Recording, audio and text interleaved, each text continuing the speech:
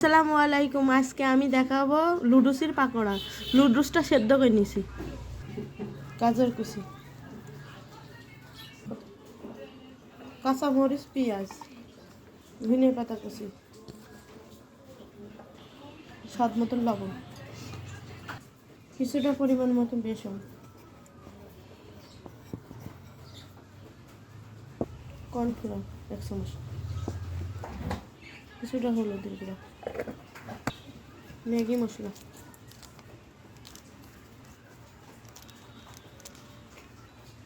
একটা ডিম,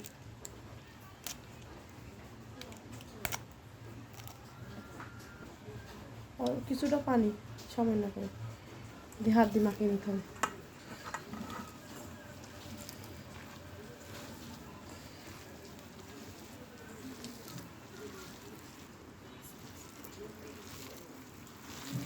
হয়ে গিয়েছে, একটা করে গ্যাসটা দিয়ে দেবো, কিছুটা সয়াবিন তেল দিয়ে দেবো ফ্রাই করে, একটা করে সব পানি নেবো। সবগুলো বানানো হয়ে গেছে। একটা করে তেলটা গরম হয়ে গেছে, দিয়ে দেবো।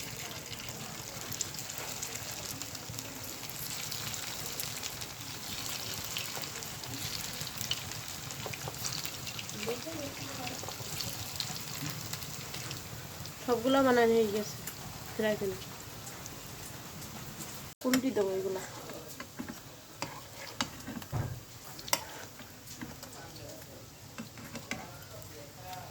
উল্টানো হয়ে গেছে, কিছুক্ষণ পরে পাকোড়াগুলো তুলে দেব, সবগুলো একটা টুকরো।